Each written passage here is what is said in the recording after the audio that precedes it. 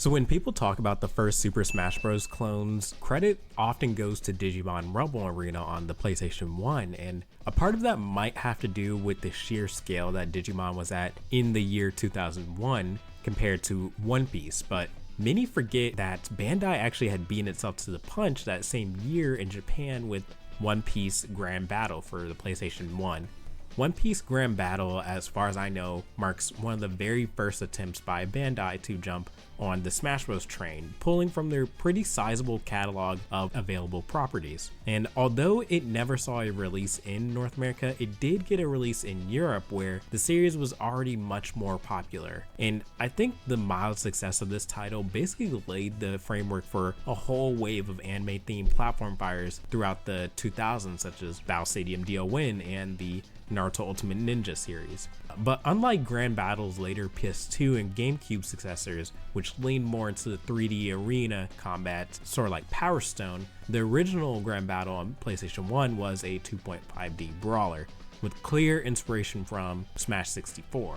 The gameplay takes place on multi-tiered stages filled with the hazards and items that have become a staple, and the combat itself is tuned less for like combos like your traditional Street Fighter or Tekken, and more for maneuvering around in the battlefield. The game featured a surprisingly robust roster of 16 playable characters, surpassing Smash 64's 12. And while the combat isn't nearly as fluid or kinetic as Smash at all, I will give it credit for how well it translates the personality of the One Piece cast and their movements and animations. You know, Luffy has his rubber arms, Usopp's gadgets. It all feels pretty charmingly true to the anime, even within the PlayStation 1's limit. Only the game feels so slow and sluggish. Everything feels like it's moving in slow motion. The gameplay you're actually watching is sped up by 125% speed. This could be a result of playing the European version, which is at a native refresh rate of around like 50 frames per second if I'm not mistaken, but it was kind of unbearable.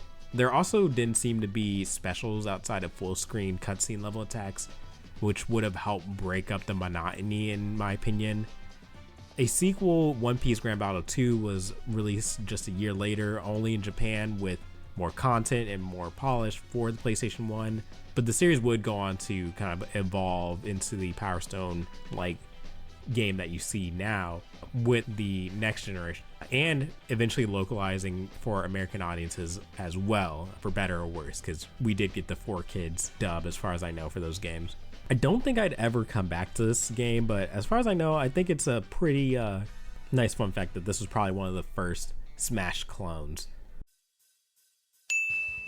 So I really want to come back to this game. I just recently finished writing, recording, and editing my takes on this topic, but I found myself coming back to One Piece Grand Battle and Grand Battle 2, even though I felt like these games were mechanically and fundamentally flawed. I felt like these games were very stiff. The mechanics and the actual fighting of it just didn't feel as smooth as Super Smash Bros. 64 and Super Smash Bros. Melee, which I have to add came out within months of Grand Battle 1 and before Grand Battle 2 released. And so as I was going through this game, I tried not to compare it to Melee. I felt like 64 was a regular thing to compare it against, especially being for the previous generation. But it does feel kind of like an elephant in the room because Melee came out and just like the sheer game feel of that game kind of wipes the floor with One Piece Grand Battle. But even with that, I grew up playing PlayStation 1 games, so I kind of understand this stiffness and this like game feel, because this was the feel of games at the time. I feel like Super Smash Bros. 64 was actually like unique in its aspect, but the gist of it is I felt like I could imagine myself playing this game back in 2001, 2002. This was really a game that you would rent at Blockbuster for $3-4 and just have a good time with it, regardless of the fact that Super Smash Bros. Was a thing, because you know it just had fun, wacky characters. It was new. Anyway, let me know what you think. If you like this video, feel free to like and subscribe, and thanks for watching, and bye.